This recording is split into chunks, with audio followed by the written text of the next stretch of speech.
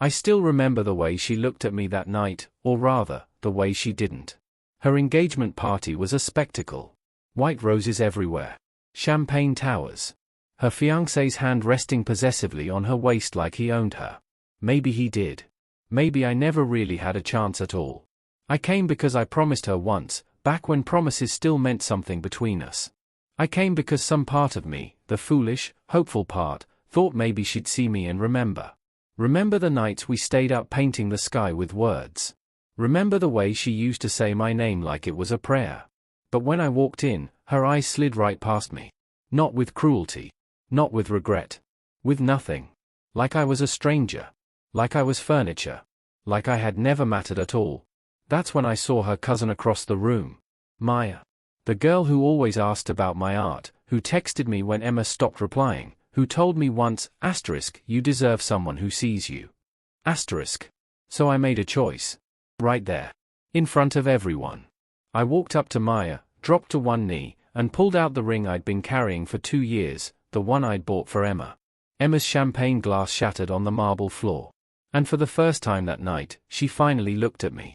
The rain came without warning that Thursday, the kind that turns city streets into mirrors and makes everyone run for cover. I didn't run. I was already inside the Westmore Gallery, staring at paintings I didn't understand, trying to find whatever inspiration Professor Chen insisted I needed. Your work is technically proficient, he'd said last week, tapping my canvas with his pen. But it's empty. Go find something that makes you feel. I felt plenty. I felt broke. I felt tired. I felt like a fraud pretending to be an artist when I could barely afford paint. Then I saw her. She stood in front of a massive canvas, a house engulfed in flames, violent oranges and reds consuming white walls. The artist had titled it Necessary Destruction. I'd walked past it twice already, uncomfortable with its rawness. But she stood there like she was having a conversation with it. Head tilted. Arms crossed. Completely still except for the slight movement of her breathing. I don't know what possessed me to walk over. Maybe it was the way the gallery lights caught in her dark hair. Maybe it was the fact that she looked as out of place as I felt, young, uncertain, searching. Do you think it's about destruction or rebirth? She asked without turning around. Her voice was soft but certain, like she'd been waiting for someone to answer a question she'd been carrying all day. I stopped beside her, close enough to smell rain and something floral. Jasmine, maybe. Maybe both, I said, studying the painting with new eyes. Maybe you can't have one without the other. She turned then, and I saw her face for the first time. Not beautiful in the conventional sense, her nose was slightly crooked, her eyebrows uneven, but striking. The kind of face that made you want to keep looking, to figure out why you couldn't look away. That's what I thought too, she said, smiling. Not at me, at the painting. But somehow it felt like the same thing. Everyone else sees tragedy. But I see possibility. Maybe that's the point, I offered. Artists love duality. Are you an artist? She finally looked directly at me, brown eyes bright with curiosity. I'm trying to be, I admitted. Right now I'm just a broke student who paints in his kitchen. She laughed, genuinely, not the polite kind. I'm Emma. Literature major. Professional overthinker. Liam. Professional underpaid creative. We shook hands. Hers was warm despite the cold rain outside. What happened next wasn't planned. We didn't mean to spend 3 hours wandering through the gallery, debating every piece. She told me about the poetry she loved, Neruda, Plath, Ocean Vuong. I told her about my obsession with Egon Schiella's raw, uncomfortable figures. Art should make you feel something, I said as we stood before a sculpture of intertwined hands. Even if it hurts? She asked. Especially if it hurts. That's how you know it's real. She studied me then, the same way she'd studied the burning house. Like she was trying to understand something essential. We ended up in the gallery cafe, drinking overpriced coffee neither of us could afford. She told me she was writing a thesis on memory in contemporary fiction. I told her I was failing half my classes because I spent more time painting than studying theory. What do you paint? She asked, leaning forward. Feelings, mostly. I'm not good at landscapes or portraits. I paint the moment right before someone says something they can't take back. The space between wanting and having. The color of regret. Her eyes widened. That's beautiful. That's pretentious, I corrected, embarrassed. No, she insisted. That's honest. Most people are too afraid to be honest. The rain had stopped by the time we left. The city smelled like wet pavement and possibility. I should go, she said, checking her phone. I have a seminar in the morning. Yeah. I should too. Work on that inspiration thing. We stood there awkwardly, two strangers who'd shared too much too fast. Then she pulled out her museum ticket and a pen from her bag. She wrote something quickly and handed it to me. Her number. 10 digits that would change everything. Don't lose it, she said, smiling that smile that wasn't quite at me but felt like it was. I won't, I promised. I kept that ticket in my wallet for 2 years. Through everything that came after, the love, the betrayal, the destruction. I kept it even after she told me I was too intense, that we needed space, that she couldn't do this anymore. I should have burned it like that house in the painting. But I kept it. Because back then, standing in the rain-clean street with her number in my hand, I still believed in rebirth. I believed that destruction could lead to something beautiful. I believed that she was my necessary destruction. I was right about the destruction part. I just didn't know yet that I'd be the one burning. The first 6 months with Emma felt like breathing after being underwater my whole life. I didn't know I'd been drowning until she pulled me to the surface. We became inseparable in that dangerous, intoxicating way that makes everyone else disappear. My roommate complained that I was never home. Her friends joked that she'd been replaced by a paint-splattered doppelganger. We didn't care. She started showing up at my studio, a generous word for the converted garage I rented for $200 a month, unannounced, carrying coffee and questions about color theory she'd researched just to understand my world better. Why do you use so much Prussian blue? She asked one afternoon, perched on my paint-stained couch, watching me work. It's the color of loneliness, I said without thinking. But also depth. The ocean at midnight. The feeling right before you tell someone you love them. She was quiet for a moment. Then, have you ever told someone you loved them? I stopped painting. Turned to look at her. I'm telling you right now. Her coffee cup paused halfway to her lips. You didn't say the words. I'm showing you. Isn't that better? She smiled, but her eyes glistened. Say it anyway. I love you, Emma Hartley. I love the way you overthink everything. I love that you bring me coffee even though you know I prefer tea. I love that you see rebirth in burning houses. I love you too, she whispered. Even though you're impossible and moody and you get paint in your hair and don't notice for days. I laughed, and she kissed me, tasting like caramel macchiato and forever. She read me her drafts, short stories she was too scared to submit anywhere, vulnerable pieces about mothers and daughters, about memory and loss. I listened to every word, watching the way her voice changed when she read dialogue, the way she held her breath before revealing an ending. This one, I said after she finished a story about a woman who collected other people's photographs. Submit this one. It's perfect. It's not ready, she protested. Art is never ready. You just have to be brave enough to show it anyway. She submitted it. It got published in a small literary magazine. She cried when she got the acceptance email, and I held her, thinking, this is what happiness feels like. We argued about everything, whether Van Gogh was a genius or just heartbroken, whether plot or character mattered more, whether suffering made art better or just made artists miserable. Van Gogh was both, she insisted one night, wine-drunk and passionate. Genius and heartbroken. You can't separate them. But does it matter? I challenged. The world remembers the sunflowers, not the severed ear. The ear makes the sunflowers meaningful, she shot back. Without the pain, they're just pretty flowers. Maybe pretty flowers are enough. Not for you, she said, suddenly serious. You'd never paint pretty flowers. You'd paint the moment right before they die. She was right. She was always right about me. I painted her 17 times that year. Not portraits, I could never capture her face the way I wanted to. Instead, I painted the feeling of her. The way sunlight hit her collarbone when she read by my window. The curve of her wrist when she wrote in her journal, pen moving like music. The shadow she cast when she stood in my doorway, hesitating before stepping inside, like she was asking permission to take up space in my life. You're turning me into abstracts, she teased, looking at a canvas of burgundy and gold swirls. I'm painting the truth of you. Your face is just the surface. So I'm a feeling? Your every feeling. She called me her muse once, sitting cross-legged on my studio floor, writing in her notebook while I worked. I laughed. Muses don't create. They inspire. Exactly, she said, looking up at me with those endless brown eyes. You inspire me to be better. To write braver. To stop hiding. I knelt beside her, took her face in my paint-stained hands. You make me believe I'm actually an artist. Not just someone who plays with colors. You are an artist, she said firmly. The realest one I know. I believed her. God, I believed her so completely. She introduced me to her family that summer. Her mother, Carol, loved me immediately, hugged me too tight and made too much food and asked too many questions about my intentions. I intend to love your daughter until I forget how to breathe, I said honestly. Carol's eyes filled with tears. Good answer. Her father, Richard, was harder. He asked about my prospects, my 5-year plan, my financial stability. I had none of those things.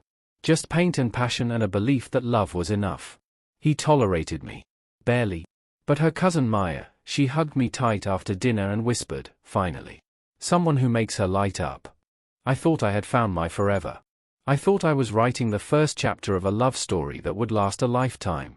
I didn't realize I was just a chapter in someone else's story. A rough draft she'd revise out later. A character she'd kill off when he stopped serving the plot. It started small. The kind of small you convince yourself doesn't mean anything. The kind of small that grows in the dark until it's too big to ignore. Emma stopped coming to the studio. I'm swamped with my thesis, she said when I asked. You understand, right? I understood. Of course I understood. Graduate school was intense. I gave her space. Then she stopped answering texts during the day. Then entire evenings disappeared into silence. Then weekends became I need to focus, and I'm behind on everything, and can we talk later? Later never came. When I asked if something was wrong, she smiled, but it was wrong. A stranger's smile. Polite. Distant. I'm fine. Just stressed. You know how it is. I didn't push. I should have pushed. I should have demanded the truth right then. Should have said, look at me and tell me we're okay. Should have trusted my gut instead of her smile. But I was afraid. Afraid that pushing would break something that was already cracking. One night, I saw her at Sullivan's Bar, the trendy place near campus where grad students pretended they could afford $12 cocktails. I wasn't stalking her. I was meeting my roommate Jake there. Pure coincidence. Except there she was, at a corner table, surrounded by people I didn't recognize. Designer clothes. Confident laughs. The kind of people who looked like they belonged in the world while I still felt like I was faking it. She was leaning into a guy in a suit. Laughing at something he said. Her hand on his arm. I texted her, hey, you out tonight? I watched her check her phone. Watched her glance at the screen and slide it face down on the table. No reply. That your girl? Jake asked, following my gaze. I don't know anymore, I admitted. I left before she could see me. Told myself it was nothing. That I was being paranoid. That love meant trust, and trust meant not questioning every little thing. But the little things kept adding up. She started criticizing my art. Not constructively. Not the way she used to, asking questions that made me think deeper. This was different. It's too raw, she said, staring at a piece I'd spent weeks on, a chaotic swirl of reds and blacks I'd titled Necessary Violence. Raw is the point, I said defensively. But who wants to buy this? Who wants this in their home? She turned to me, arms crossed. You need to think about commercial appeal. You can't build a life on passion alone. The words hit like ice water. You sound like my father, I said quietly. Maybe your father had a point, she replied, voice cold. Maybe it's time to grow up. Grow up. Like loving what I did was childish. Like creating honestly was something to outgrow. I stared at her, trying to find Emma, my Emma, in this stranger's face. Who are you? I asked. I'm someone who wants a real future. Not a fantasy. The worst part? I started doubting myself. I looked at my paintings and saw flaws instead of soul. I saw chaos instead of truth. I saw a broke kid playing artist while the real world moved on without him. I started sketching safer things. Landscapes. Still lives. Flowers that weren't dying. Things that wouldn't make people uncomfortable. Things that could sell. Emma nodded approvingly when she saw them. See? You're growing. But I wasn't growing. I was shrinking. Erasing myself one brushstroke at a time, trying to become someone she could love again. I painted over necessary violence with a sunset. Soft oranges and pinks. Pretty. Meaningless. Emma said it was my best work yet. I wanted to vomit. Jake found me in the studio one night, staring at blank canvases, unable to start. "What happened to you, man?" he asked. "I'm evolving," I said. "You're disappearing," he corrected. He was right. I was becoming a ghost in my own life. A supporting character in Emma's story about becoming successful, sophisticated, better. I just didn't know yet how completely I'd vanish. Or how much it would hurt when she finally erased me altogether. I found out about Marcus at her book launch. The universe has a cruel sense of timing. Emma had finally finished her short story collection, *Fragments of Memory*, she called it. The same collection I'd helped her edit at 2 a.m., reassuring her through panic attacks that her words mattered, that she was talented, that the world needed to hear her voice. She didn't invite me to the launch. I found out through Instagram. A glossy promotional post, joined me in celebrating the release of my debut collection. 7 p.m. at the Riverside Literary House. No text. No call. Just a public announcement I stumbled across while scrolling at midnight, unable to sleep because Emma hadn't answered my messages in 3 days. I stared at that post for an hour. Read the comments. So proud of you, can't wait to read it, you're amazing, Someone commented, will Marcus be there? Smiling face with heart-shaped eyes, Marcus? I bought a ticket. $40 I couldn't afford. Showed up in the only button-down shirt I owned, paint still under my fingernails. The venue was beautiful. Exposed brick. String lights. A crowd of well-dressed people holding wine glasses, murmuring about literary theory and publishing contracts. I stood in the back, hidden behind a column. Emma looked stunning. Hairstyled. Makeup perfect. Wearing a black dress I'd never seen before, the kind that costs more than my monthly rent. She looked like she belonged there. Like she'd finally found her people. I didn't recognize her. The host introduced her, Emma Hartley, whose raw, vulnerable prose explores love, loss, and the art of letting go. She thanked everyone. Her voice steady. Confident. I want to thank my professor, Dr. Chen, for pushing me to be fearless, check. My editor, Sandra, for believing in these stories, check. And my boyfriend, Marcus, the lawyer who believed in me from the start and supported me through every doubt. Boyfriend. The word detonated in my chest. She was smiling at him, the suit from the bar. He sat in the front row, looking proud. Possessive. I couldn't breathe. She continued, talking about inspiration and vulnerability and truth, and I wanted to scream. Wanted to stand up and shout, I was there. I believed in you first. I held you while you cried over rejection letters. But I stayed silent. Frozen. Until the Q&A. We have time for a few questions, the host announced. My hand went up before I could stop it. Yes, in the back? People turned. Emma's eyes found mine. Her face went pale. This is for Emma, I said, voice steady despite the earthquake in my chest. Your story, the one about the artist who gave up everything for love, who slowly erased himself trying to be enough, was that based on anyone real? The room went silent. Emma gripped the podium. It's fiction. Just fiction. But you always said the best fiction comes from truth, I pressed. So whose truth is it? Her jaw tightened. I don't think. Because that artist sounds a lot like someone who spent a year helping you edit this collection. Someone who believed in you when you didn't believe in yourself. Someone you forgot to thank just now. Whispers rippled through the crowd. Marcus stood up. Hey man, this isn't appropriate. What's inappropriate, I said, is stealing someone's pain and calling it art. Is that what writers do? Use people and erase them from the acknowledgements. Emma's eyes filled with tears. Liam, please. I'm happy for you, Emma. Really. You got everything you wanted. Success. Sophistication. A lawyer boyfriend who probably has a 401k. I smiled, bitter. I hope it was worth it. I left before anyone could respond. Before I could see the damage I'd caused. Before I could take it back. My phone exploded with texts before I even made it to the subway. Emma you embarrass me. Not I'm sorry. Not let me explain. Not you're right, I should have acknowledged you. Just blame. Emma that was cruel and petty and you ruined my night.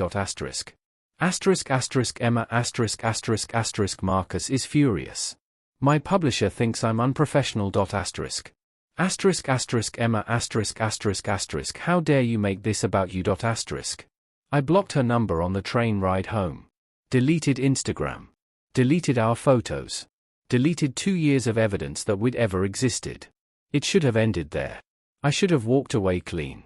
But pain doesn't end when you want it to. It lingers. It waits. And 6 months later, when that gold-embossed engagement invitation arrived in my mailbox, I realized it wasn't over at all. Some stories don't end. They just find new ways to hurt you. Maya reached out 2 weeks after the book launch. I almost didn't answer when I saw her name on my phone. I assumed she was calling to defend Emma, to tell me I'd been cruel, to make me the villain in their family narrative. But her first words were, "I heard what happened. I'm so sorry." Not "how could you," not "you embarrassed her." Just "sorry. Can we meet for coffee?" she asked. I think we should talk. We met at a small cafe in Brooklyn, the kind with mismatched furniture and art from local students covering the walls. She was already there when I arrived, sitting by the window, looking nervous. "Thanks for coming," she said as I sat down. I wasn't sure I should. "Emma doesn't know I'm here," she admitted. "She'd probably kill me if she did." "Then why are you here?" Maya looked at me directly. She had Emma's eyes, the same warm brown, but where Emma's had grown distant and calculating, Maya's held something else. Honesty. "Because what she did to you was wrong," Maya said simply. "And nobody in our family is saying it, so I am." Something in my chest cracked. "I don't understand what happened to her," I said quietly. "She used to be different. She used to be herself," Maya said. "Now she's trying to be someone she thinks she should be. It's like she looked at her life and decided nothing was good enough. Including you. Especially me. That says more about her than you." Maya stirred her coffee. "I read her book, you know. The story about the artist. I knew it was you immediately." "Did she use my words? My actual words?" Maya nodded. "Almost verbatim in some parts. Things you probably told her in confidence. Your fears about not being good enough, about your father calling art a hobby, about feeling like a fraud." My hands clenched around my cup. She turned my pain into her art and didn't even have the decency to tell me. "I know. And for what it's worth, that story? It was the best one in the collection. The most honest. The reviewers said so too." "Great. My suffering makes good literature." "Hey." Maya reached across the table, touched my hand. "You're allowed to be angry. You're allowed to feel used. Don't let anyone tell you you're being dramatic or petty. What she did was betrayal." I'd been holding it together for weeks. But hearing someone validate my pain, someone from Emma's own family, broke something open. I cried. Actually cried in a public cafe, tears falling into overpriced coffee while strangers pretended not to notice. Maya didn't look away. Didn't tell me to calm down. Just handed me napkins and waited.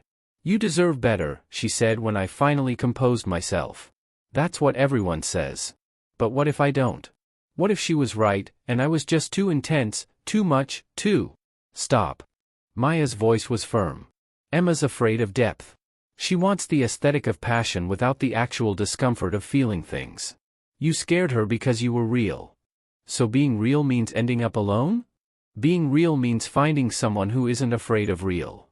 We started meeting regularly after that. Coffee every Thursday, like our own small ritual. Not romantically, at least not at first. Just honestly. She asked about my art. Told me I was crazy for stopping the raw stuff. Said the world needed more truth, not more pretty lies. Emma used to say the opposite, I admitted one day. She said my work was too intense. Too uncomfortable. "Emma's afraid of being seen," Maya said. "You're not. That's why you scared her." I didn't understand it then, but I do now. Emma wanted to be admired from a distance. Wanted to present a curated version of herself, successful, sophisticated, controlled. But I painted the messy parts. The vulnerable parts. The parts she wanted to hide. I made her confront herself. And she hated me for it. Maya was different. She didn't hide. When she talked about her failed relationship, about dropping out of law school to pursue photography, about disappointing her parents, she didn't dress it up or make it palatable. She just told the truth. My family thinks I'm wasting my potential, she said one afternoon, showing me her portfolio on her phone. But I'd rather be a wasted potential doing what I love than successful doing something that kills me inside. These are incredible, I said, stunned by her work. Black and white street photography, capturing moments of raw humanity, a child crying on a subway platform, an elderly couple holding hands in a crosswalk, a homeless man feeding pigeons with the gentlest smile. You see people, I said. Really see them. So do you, she replied. That's why your art matters. When I finally painted again, really painted, the kind that made my hands shake and my heart race, she was the first person I showed. It was chaos. Violent reds and deep blacks, gold cracks running through like kintsugi, titled What Remains. Maya stood in front of it for a full minute, silent. This, she finally breathed. This is who you are. It's angry, I said. It's honest. Anger is honest. You're not afraid of it? She looked at me. Why would I be afraid of the truth? I didn't fall in love with her all at once. It wasn't lightning. It was gradual, like ice melting, like winter becoming spring without you noticing the exact moment it changed. It was the way she listened, not just to respond, but to understand. It was the way she saw my anger and didn't ask me to calm down. It was the way she existed in her own skin, unapologetic and unafraid. It was the way she made me remember who I was before I started erasing myself. 6 months after that first coffee, she kissed me in my studio, paint dust in the air, sunset coming through the broken blinds. Is this okay? She whispered. I don't know, I admitted. I don't want to use you to get over her. I'm not worried about that. Why not? Because you see me, she said simply. You don't see her replacement. You see me. She was right. Emma had become a ghost. A memory of pain. But Maya was real. Present. Unafraid. She was sunlight after a long winter. And I was finally ready to feel warm again. The engagement invitation came on a Tuesday, delivered in a cream-colored envelope with gold embossing so thick I could feel it with my fingertips. Asterisk Emma Hartley and Marcus Chen request the honor of your presence at their engagement celebration. Asterisk. I stared at it for an hour. Sat at my kitchen table, coffee going cold, just staring at those elegant letters like they were written in a language I'd forgotten how to read. Why would she invite me? Closure? Some twisted sense of etiquette? A final twist of the knife to prove she'd won. She got the successful lawyer, the book deal, the life she wanted, while I was still painting in a garage. Or maybe she wanted me to see her happiness. Wanted me to witness what I wasn't enough to give her. Maya found me still sitting there when she came over that evening, invitation in my hand like evidence of a crime. Don't go, she said immediately. I have to. Why? She sat across from me, took my hand. Liam, why would you do that to yourself? Because I need to see it. See her. See that it's really over. It's been over. You're the only one still holding on. I'm not holding on, I protested. Then why do you still have her number memorized? Why do you still check her Instagram even though you deleted yours? Why do you still have that museum ticket in your wallet? I didn't answer. Couldn't. Maya's voice softened. Baby, she doesn't deserve this power over you. She doesn't deserve any part of you anymore. I know. Then don't go. Stay here. Stay with me. Let her get married and be happy and have nothing to do with us. She was right. I knew she was right. But some part of me, some stupid, broken part, needed to see Emma one last time. Needed to look at her and feel nothing. Needed proof that I'd healed. I'm going, I said quietly. I'm sorry. Maya's eyes filled with tears. If you go, you're choosing her. Again. I'm choosing closure. You're choosing pain. She stood up, grabbed her bag. Call me when you figure out which one of us you actually want. She left before I could explain. I sat alone in my apartment, invitation in one hand, phone in the other, Maya's number on the screen. I didn't call. Instead, I went to my studio and pulled out the small velvet box I'd hidden in my paint drawer 2 years ago. The ring. I'd bought it the month before everything fell apart.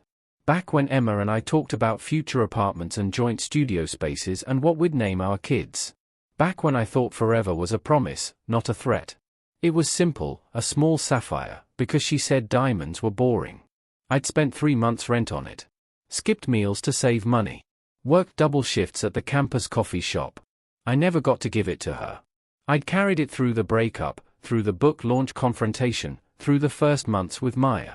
Couldn't bring myself to return it. Couldn't bring myself to throw it away. Some part of me thought maybe Emma would see me and remember. Remember what we had. Remember that I'd been real, even if she'd decided I wasn't enough. I held the ring up to the light, watching the sapphire catch fire. Maya was right. I was choosing pain. But maybe I needed one last hurt before I could finally heal. I put the ring in my jacket pocket. The engagement party was at the Riverside Estate, the kind of venue with valet parking and ice sculptures and champagne fountains. I showed up in my only suit, feeling like an imposter among people who belonged in magazine spreads. Emma looked radiant.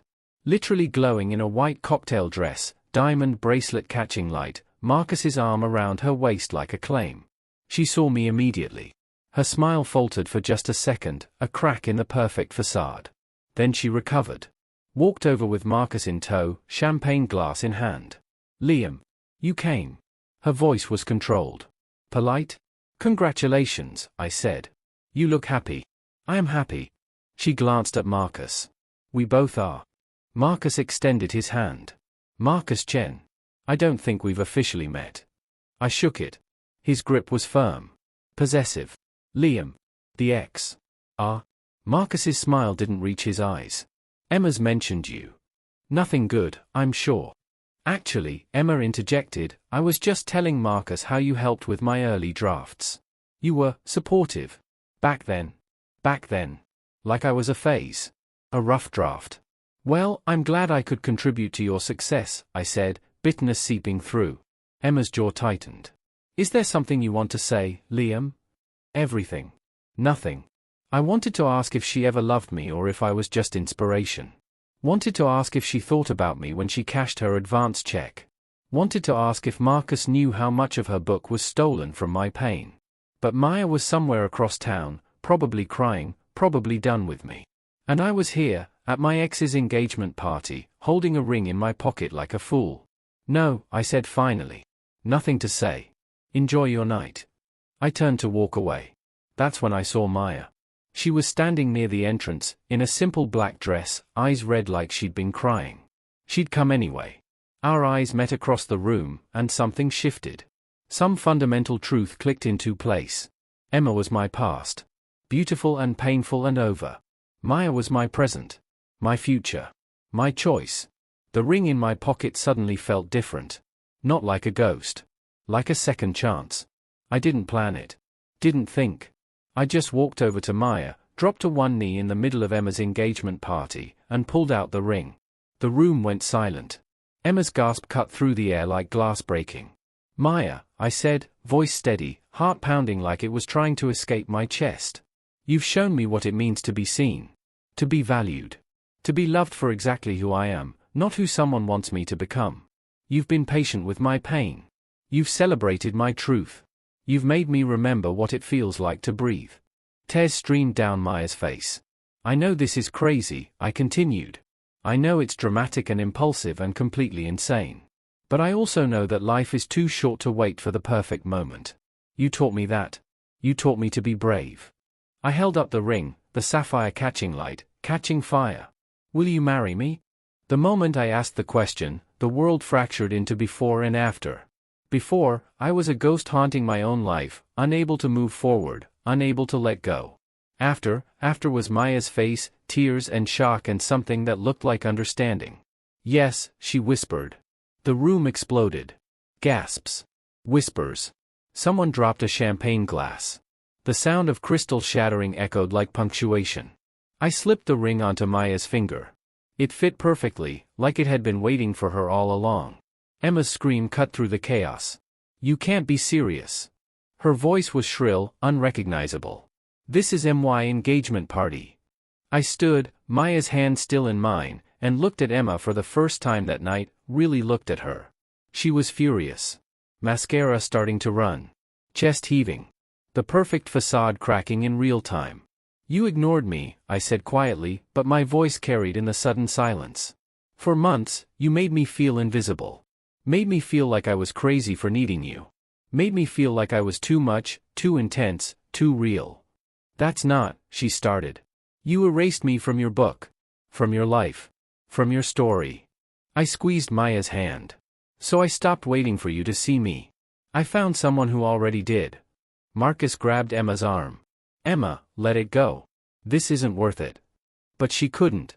She shoved past him, stumbling slightly in her heels, makeup ruined, pointing at me like I'd committed murder. You did this to hurt me. You proposed to my cousin to ruin my night. I proposed to Maya because I love her, I said calmly. Your night has nothing to do with it. Bullshit. Emma's voice broke.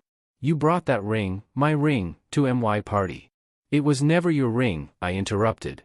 You never gave me the chance to offer it. You left before I could. Maya spoke for the first time, her voice steady despite the tears. Emma, I'm sorry this happened at your party. But I'm not sorry I said yes. Emma turned to her cousin, betrayal written across her face. How could you? He's my ex. Your family. And you treated him like garbage, Maya said. Family doesn't mean I have to defend you when you're wrong. I wasn't wrong. He was suffocating. He was needy and broke and going nowhere. He was honest, Maya cut her off. He loved you honestly, and you punished him for it because honesty scared you. Emma's mother appeared, trying to calm the situation. Girls, please. Let's not make a scene. Too late for that, someone muttered. Emma turned to me one last time, mascara streaked down her cheeks, voice desperate. You're doing this for revenge. To make me look bad. To ruin the one good thing I have. I looked at her, this woman I'd loved so completely, so destructively, and felt nothing. Not anger. Not satisfaction. Not even pity. Just emptiness where she used to live. Emma, I said gently, you're not even in this moment. This has nothing to do with you. Everything you do has to do with me, she shouted. No. Not anymore. I turned to Maya. Can we go? She nodded, and we walked out together, hand in hand, leaving behind a room full of shocked guests and one woman who finally understood what she'd lost. We didn't speak until we were outside, city lights reflecting in puddles from an earlier rain. That was insane, Maya said, laughing and crying simultaneously. I'm sorry. I didn't plan. I know. She cupped my face with both hands, the sapphire ring catching streetlight. You don't plan anything. You just feel and act and hope. It's terrifying and beautiful and so completely you. Are you sure? I asked. About this? About us? Because I come with a lot of baggage, Anne. She kissed me quiet. I'm sure, she said against my lips. I've been sure since the moment you showed me what remains and didn't apologize for the anger in it. But your family, Emma, will get over it or won't. That's their choice. She pressed her forehead to mine. You're my choice. You've always been my choice. My phone started buzzing. Text after text. Unknown number asterisk asterisk that was the most savage thing I've ever seen. Legend asterisk. Jake asterisk asterisk dude. I saw the video. You're viral asterisk. Unknown number asterisk asterisk Emma's crying in the bathroom. Just thought you should know asterisk. I turned off my phone.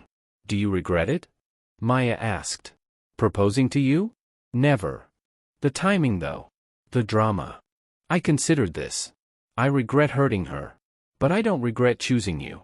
I don't regret refusing to be invisible anymore. Good. Maya laced her fingers through mine. Because we're probably going to be family pariahs for a while. Worth it. We walked home through rain-clean streets, engaged, exhilarated, free. Behind us, Emma's perfect party continued without us. Ahead of us, everything was uncertain. But for the first time in 2 years, I wasn't afraid of the uncertainty. I was choosing it. Choosing chaos over comfort. Choosing the woman who loved my truth over the one who needed me to lie. The sapphire ring glinted on Maya's finger as we walked. It had found its rightful owner after all. The scandal lasted 3 weeks. 21 days of social media wildfire, of opinions from strangers who didn't know us, of think pieces about public proposals and family loyalty and whether I was a romantic hero or a petty villain. Someone had filmed the proposal. Of course they had. The video went viral, man proposes to ex's cousin at her engagement party, with millions of views and thousands of comments dissecting every expression, every word, every moment. At romantic or revenge this is either the most romantic thing ever or the most savage. Can't decide. At Team Emma 2024 is a narcissist who couldn't handle her success. Red flags everywhere. At Team Liam for either you're really blaming him for choosing someone who actually valued him? Emma had her chance.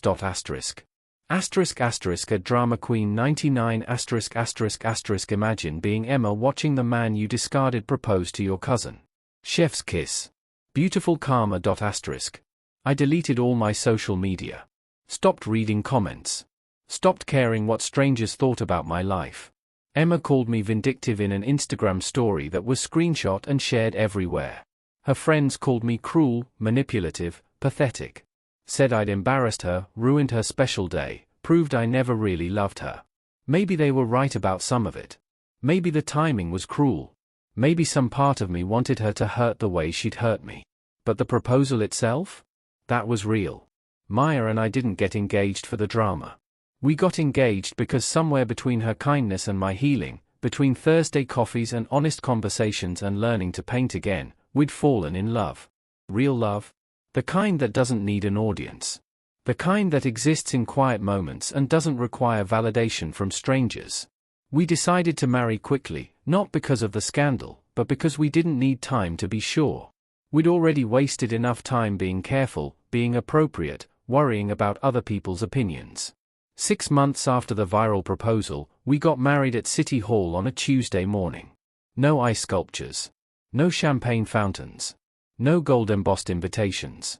Just us, Jake and Maya's best friend Sophie as witnesses, the clerk who'd probably seen 100 couples that week, and vows we wrote ourselves. I promise to see you, I said, voice thick with emotion. Really see you. Not who I want you to be or who you think you should be. Just you. I promise to let you create messy, angry, honest art, Maya said, smiling through tears. And to never ask you to sand down the edges of who you are. We kissed as married people while Jake whooped and Sophie cried and the clerk smiled like she'd seen something special. We celebrated with pizza in our tiny apartment, paint still on the walls from my latest piece, Maya's photographs covering every available surface. It was perfect. Emma sent a letter the day before the wedding. Maya found it in our mailbox, cream-colored envelope, her handwriting unchanged. I stared at it for a long moment. Aren't you going to open it? Maya asked.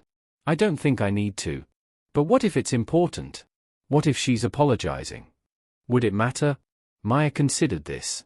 Then she opened it herself, read silently, her expression unreadable. Well? I asked. She says she's sorry, Maya said softly. That she didn't realize what she had until it was gone. That she was scared of how deeply you felt things, how you made her confront parts of herself she wanted to hide. That Marcus is safe and stable and wants the same things she wants, but... Maya paused. She says she thinks about you when she writes. That you're still in every story. I thought I'd feel vindicated. Victorious. Some petty satisfaction at knowing she regretted losing me. Instead, I just felt sad. Sad for the girl who thought love was about winning. Sad for the version of me who believed being chosen once meant being chosen forever. Sad for all the time we wasted trying to force something that was never meant to last. Do you want to respond? Maya asked. No. I think silence is kinder than anything I could say. She nodded, folded the letter, and put it in a drawer we'd probably never open again. How do you feel? She asked. Free, I said honestly. For the first time in years, I feel free. I went back to painting the raw stuff. The painful, beautiful, honest stuff that made people uncomfortable and made me feel alive. I painted *rebirth*, a phoenix made of paint splatters and gold leaf, rising from ashes that looked suspiciously like burned museum tickets and old letters. I painted *kintsugi heart*, cracks filled with gold, more beautiful for being broken and repaired. I painted Maya in morning light not her face, but the feeling of waking up next to someone who loved my edges. Maya hung every piece in our apartment, in the gallery she'd started working at, in the coffee shop where we had our first real conversation. She never asked me to explain them. Never asked me to make them more palatable. She just made space for them to exist. Emma got married 6 months after us. I saw the photos through mutual friends, a stunning venue, designer dress, smile that looked practiced. I hoped she was happy. I genuinely hoped she'd found whatever she was looking for in that perfect, curated life. But I didn't wonder about it for long. I was too busy building something real. Maya and I bought a small studio space in Brooklyn, half gallery, half workspace. She photographed while I painted. We collaborated on projects that merged our visions. We argued about aesthetics and laughed at inside jokes and built a life that belonged to us. No more erasing myself. No more shrinking to fit into someone else's idea of who I should be. I was the artist again. Not the muse. Not the supporting character. The artist. 1 year after our City Hall wedding, we had a small show together, Honest Unfiltered, a dialogue in images star. My paintings. Her photographs. Stories of healing and truth and refusing to apologize for feeling deeply. The opening night was packed. Not with society people or literary crowds, but with artists and students and people who understood what it meant to create from a place of pain and beauty. Jake gave a toast, to Liam, who finally stopped letting ghosts paint his future. And to Maya, who loved him loud enough that he could hear it over his own doubts. We drank cheap wine and laughed too loud and watched people connect with our art in ways that felt sacred. Near the end of the night, someone approached me. A young art student, barely 20, with paint-stained jeans and nervous energy. "Your work," she said. "It made me cry." "The one with the gold cracks?" "I've been through something similar. Trying to be smaller for someone who couldn't handle my size. Your painting made me feel less alone." "That's all I ever wanted," I said honestly. "For someone to feel less alone." She thanked me and left, and Maya slipped her hand into mine. "You did it," she said. "Did what?" "You're remembered. Not for being someone's muse or someone's discarded draft. For being you." I thought about Emma's whispered confession years ago. I want to be remembered. She'd achieved it. Best-selling author. Literary darling. Her name on bookstore shelves. But I didn't envy it anymore. Because I was remembered too, not by millions of strangers, but by the people whose lives my art touched. By the woman who loved me without conditions. By the version of myself I'd almost lost. We closed the gallery late that night, exhausted and exhilarated. "Ready to go home?" Maya asked. Home. Our tiny apartment with mismatched furniture and art covering every wall. Our shared studio. Our life built on honesty instead of performance. "Yeah," I said, kissing her temple. "Let's go home." We walked through Brooklyn streets, hand in hand, paint-stained and perfectly imperfect. Behind us, the gallery lights dimmed on our shared exhibition. Ahead of us, everything was uncertain and beautiful. I'd finally stopped carrying ghosts. I'd stopped burning museum tickets and old letters and versions of myself I thought I needed to be. I'd learned the truth the burning house painting had tried to teach me that rainy Thursday. Destruction and rebirth aren't opposites. They're the same thing. And sometimes you have to burn down everything you thought you needed to become who you were always meant to be.